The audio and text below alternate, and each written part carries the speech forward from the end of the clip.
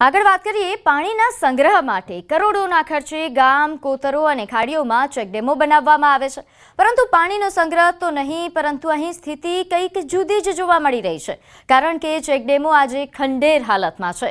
બારડોલીના વાંકલ નજીકથી પસાર થતી ભૂખી નદી પર 30 વર્ષ પહેલા કાકરાપાર ગોરધા ઉદ્વહન સિંચાઈ યોજના હેઠળ ચેકડેમ બનાવવામાં આવ્યો હતો અને આ ડેમ લોકો માટે ફાયદાકારક પણ નીવડ્યો, પરંતુ આજે ચેકડેમ જર્જરિત હાલતમાં છે। વળી આ ભૂખી નદી પર 10 થી વધુ ચેકડેમો બનાવ્યા હતા, પરંતુ આજે આ ચેકડેમોની હાલત દયનીય બની છે। ચેકડેમો ન હોવાથી ભૂખી નદી ઉનાળામાં સુકાઈ જાય છે અને પીવાના પાણીના સ્તર પણ નીચે જતા માંગરોળ, ઉમરપાડા જેવા તાલુકામાં પીવાના પાણીને લઈને ગામડાના લોકોની હાલત કફોડી થઈ જાય છે। તો સુરતના ટ્રાયબલ તાલુકાના નદી નાળા કોતરોમાં પણ બનાવેલા ચેકડેમો ભ્રષ્ટાચારની ચાડી ખાઈ રહ્યા છે। મોટા ભાગના ચેકડેમો તૂટેલી હાલતમાં પડ્યા છે। આ ચેકડેમો ભ્રષ્ટાચારની પોલ ખોલી રહ્યા છે।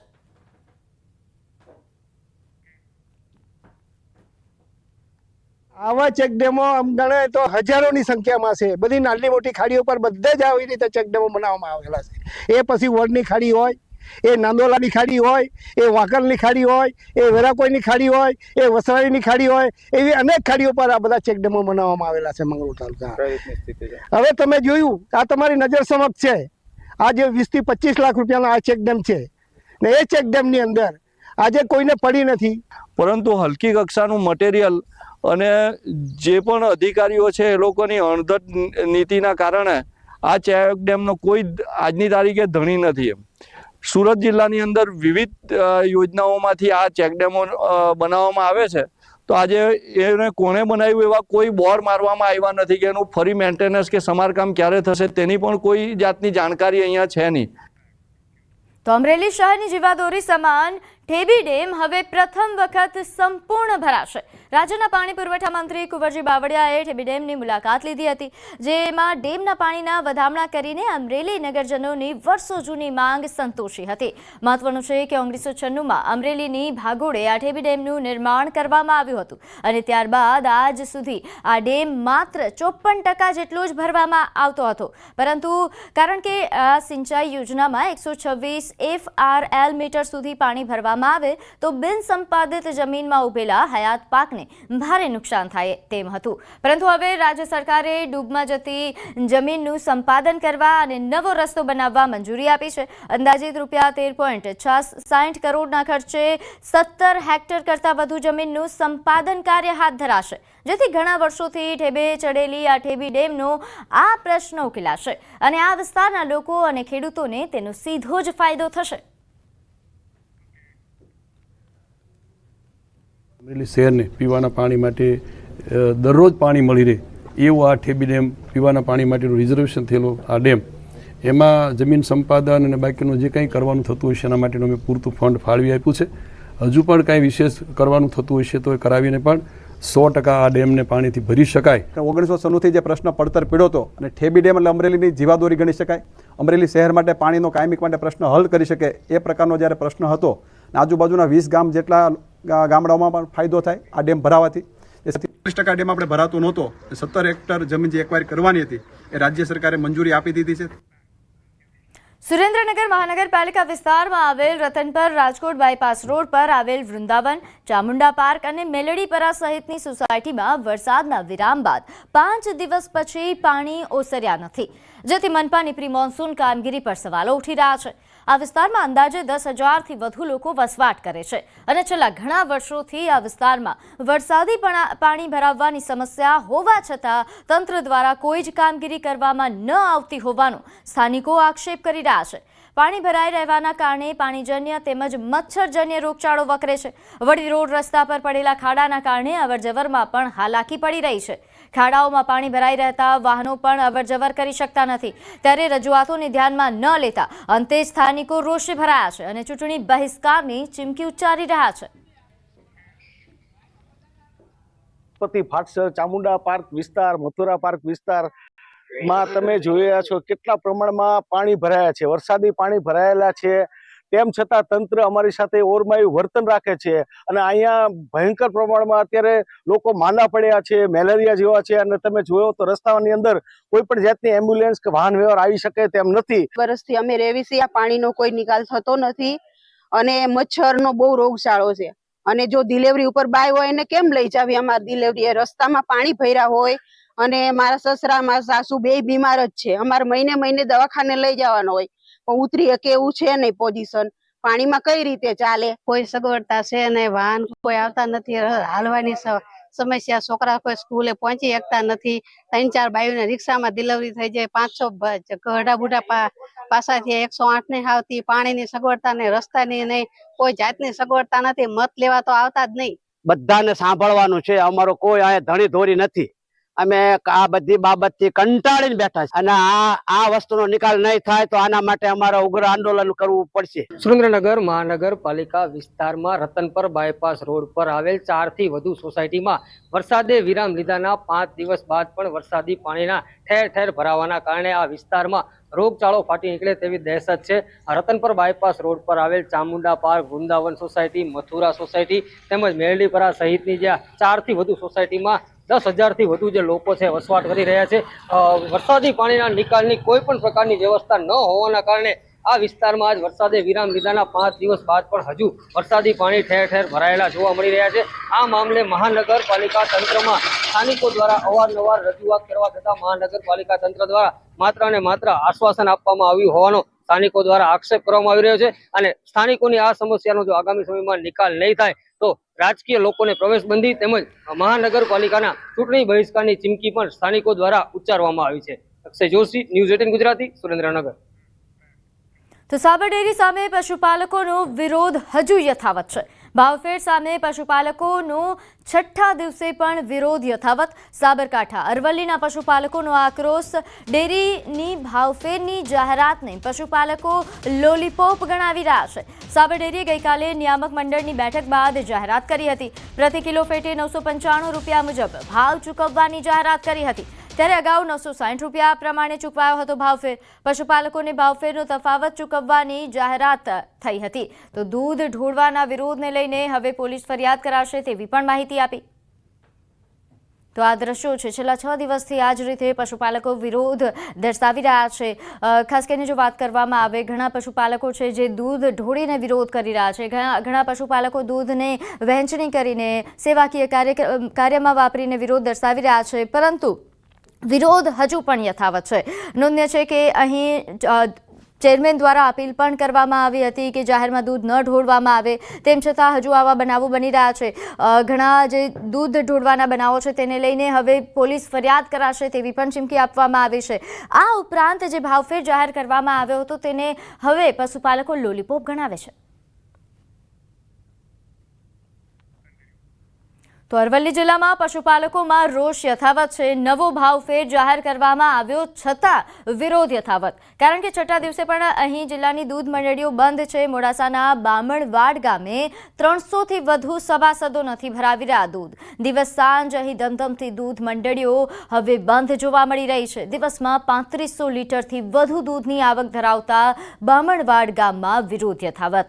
20% નફો આપવાની માંગ સાથે આ વિરોધ હજુ યથાવત. સાબર ડેરી સામે જે ઘમાસાણ છે તેના બાદ સાબર ડેરી દ્વારા ગઈકાલે સાંજે પ્રેસ કોન્ફરન્સ કરી અને જે ભાવ છે કિલો ફેટનો તે 995 કરવામાં આવ્યો છે. હવે સમગ્ર મામલે મોડાસાનું જે બામણવાડ ગામ છે ત્યાં પશુપાલકોની જે જીત છે હજુ પણ જોવા મળી રહી છે. 6ઠ્ઠો દિવસ છે, દૂધ મંડળી હજુ પણ બંધ છે. ત્યાં તેમની શું માંગો છે, જે જાહેરાત કરવામાં આવી છે તેમનું શું કહેવું થાય છે?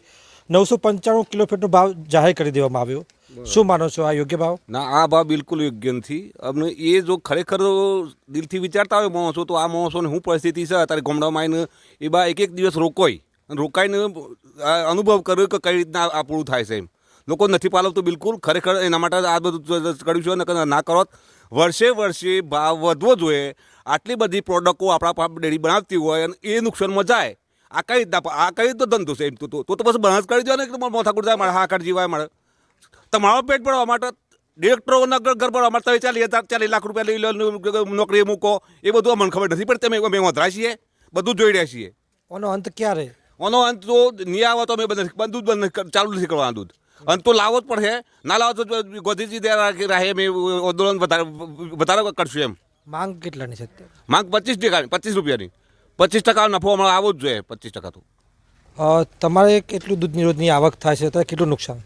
રોજનું મારું સમજો ને 115 થી 20 લીટર દૂધ આવે છે. રોજનું 4 થી 4.5 હજાર રૂપિયાનું દૂધ થાય. બરોબર, આજે 5 કા 6 દિવસ આવ્યો આજે. બરોબર, 10 દિવસના 45,000 રૂપિયા થાય મારે. તો એ લોકોએ અમે કાલે જે ભાવ ફેરની જાહેરાત કરી 995 પ્રમાણે, એ ટકાવારી પ્રમાણે ગણવા જઈએ તો આપણે 2 થી 2.5% જ નફો થાય છે.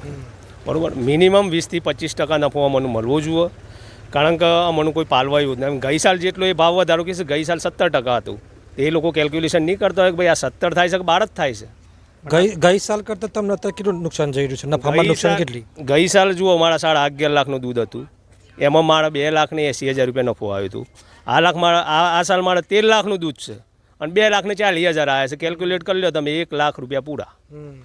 1 લાખ રૂપિયા નુકસાની છે. બોલો, અમે 1 લાખ રૂપિયા અત્યારે 1,000 રૂપિયા કોઈ આપે છે ઉછીના? કોઈ ના આપે. તેની જગ્યાએ 1 લાખ રૂપિયા નુકસાની છે. બોલો, શું કરવાનું મારે? એટલું હું તો દરેક ગ્રાહકોને અપીલ કરું છું કે 20 થી 25% નફો મળે પછી તમે દૂધ ચાલુ કરજો અને થોડા કાઠા થઈ જજો. ભલે 15 દિવસ દૂધ બંધ રાખવું પડે એમ, બાકી એના સિવાય સારું નથી એમ. તમે શું કહેશો, કેવી નુકસાની અત્યારે? ચોક્કસથી અન્ય જે આપણે સરપંચ છે એમને પૂછીશું. કેટલાક સભાસદો ગામમાં કેટલું લીટરની આવક થઈ રહી છે અને એ દૂધનો અત્યારે શું કરી રહ્યા છો? બામણવાડ ગામમાં દૂધ મંડળીમાં 360 પ્લસ સભાસદો દૂધ ભરાવું છે, જે છેલ્લા 6 દિવસથી સદંતર બંધ છે. તો અમારા ગામમાં સમજદાર છે, બધા દૂધ વેરપતા નથી, રસ્તા પર દોડતા નથી, આજ દન લગીને કોઈ વિરોધ કર્યો નથી.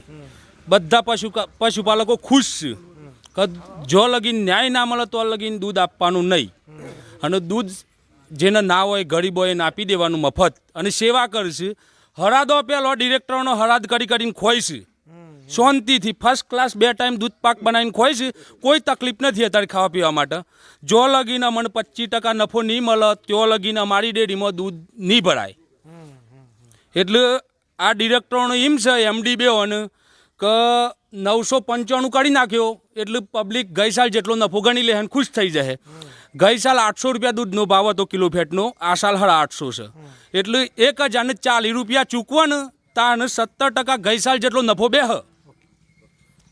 ચોક્કસથી જે પ્રકારે ગઈકાલે જે જાહેરાત કરવામાં આવી સાબર ડેરી દ્વારા, ત્યારબાદ પશુપાલકોના જે નિવેદન સામે આવી રહ્યા છે તે તેમની જીદ સાથે જોવા મળી રહ્યા છે કે તેમને જે 70% નફો ગત વર્ષે તો તે આપવામાં આવે, ક્યાંક ને ક્યાંક તેઓ છેતરાઈ રહ્યા હોવાનો પણ ભાવ છે. કારણ કે જે પ્રકારે ગઈકાલે જાહેરાત કરવામાં આવી ત્યારબાદ એમ હતું કે આંદોલન શમી જશે, પરંતુ વરસતા વરસાદમાં પણ પશુપાલકો સામે આવી રહ્યા છે અને પોતાની જે જીદ છે, પોતાની જે ન્યાયની માગણી છે, નફાની માગણી છે, તેના માટેની તેમની પ્રબળતા જોવા મળી રહી છે. હાર્દિક પટેલ, ન્યૂઝ 18 ગુજરાતી, બામણવડ ગામ, અરવલ્લી. આગળ વાત કરી સુરતની. અહીં બાળકીની છેડતી મામલે હોબાળો. કરચેલિયા ગામમાં તોડફોડ કરવામાં આવી. આગચંપીનો પણ બનાવ બન્યો. બાળકી દુકાનમાં પેન્સિલ લેવા જતા છેડતીનો આક્ષેપ છે. પોલીસે ફરિયાદ ન લેતા ગ્રામજનો વિફર્યા છે. ગ્રામજનોએ દુકાનમાં તોડફોડ કરી આગચંપી કરી. ગ્રામજનોએ રસ્તો રોકીને દુકાનમાં તોડફોડ કર્યા હોવાના સમાચાર મળી રહ્યા છે. ગ્રામજનોએ પોલીસનો પણ ઘેરાવો કર્યો. જિલ્લા પોલીસનો મોટો કાફલો સ્થળ પર પહોંચ્યો હતો. ફાયરની ગાડી પણ ઘટના સ્થળે પહોંચી. મિલવાઇલ ગામ લોકો ભેગા થઈ ગયેલા અને ગામ લોકોએ સામેવાળાની જે દુકાન છે એ દુકાનની અંદર થોડો સામાન કાઢીને તોડફોડ કરેલી, સામાન સળગાવેલો. પોલીસ આવી ગઈ છે ઘટના સ્થળે, અમે પણ ઘટના સ્થળે આવી ગયેલા. અત્યારે ગામમાં માહોલ બિલકુલ શાંતિનો છે, ફરિયાદ લેવાઈ રહી છે અને આરોપી ઓલરેડી પોલીસે હસ્તગત કરી લીધેલો છે. અત્યારે પોલીસ પાસે જ છે આરોપી અને આગળની કાર્યવાહી ચાલુમાં છે. તો દુકાને પેન્સિલ લેવા ગયેલી બાળકીની છેડતી મામલે આ વિરોધ છે. નોંધે છે કે અહીં ગ્રામજનો દ્વારા હોબાળો કરવામાં આવ્યો, કારણ કે પોલીસ ફરિયાદ પણ નહોતી લેવામાં આવી. તેને લઈને ગ્રામજનો વિફર્યા હતા અને કરચેલિયા ગામમાં જે દુકાનમાં બનાવ બન્યો ત્યાં તોડફોડ આગચંપી થઈ. આગળ વાત કરીએ રિલાયન્સ ઇન્ડસ્ટ્રીઝે નાણાકીય વર્ષ 2025-26ના પ્રથમ ત્રિમાસિક ગાળાના પરિણામો જાહેર કર્યા છે.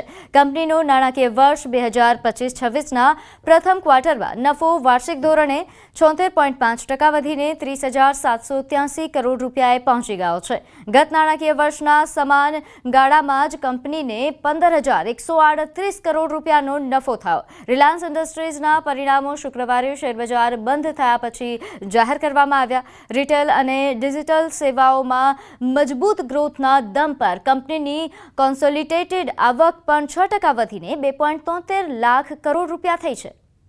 આ સમયગાળામાં જીઓ પ્લેટફોર્મ્સનો નફો એ 25% વધીને 7,110 કરોડ રૂપિયા રહ્યો છે, જ્યારે તેનો EBITDA લગભગ 24% વધીને 18,135 કરોડ રૂપિયા થયો છે. પ્રથમ ત્રિમાસિક ગાળામાં કંપનીનો નેટ સબસ્ક્રાઇબર ગ્રોથ એ 99 લાખના મજબૂત સ્તરે રહ્યો, તો જીઓ ટ્રુ 5G યુઝર્સની સંખ્યા પણ 20 કરોડને પાર થઈ ગઈ છે, જ્યારે જીઓ એર ફાઇબર હવે 74 લાખ ગ્રાહકો સાથે વિશ્વની સૌથી મોટી ફિક્સ્ડ વાયરલેસ એક્સેસ સેવા બની ગઈ છે. આ ઉપરાંત રિલાયન્સ રિટેલની આવક ગત વર્ષના સમાન સમયગાળાની સરખામણીએ 11.3% વધીને 84,171 કરોડ રૂપિયા થઈ ગઈ છે. આ ઉપરાંત EBITDA ના 12.7% વધીને 6,381 કરોડ રૂપિયા થયું છે.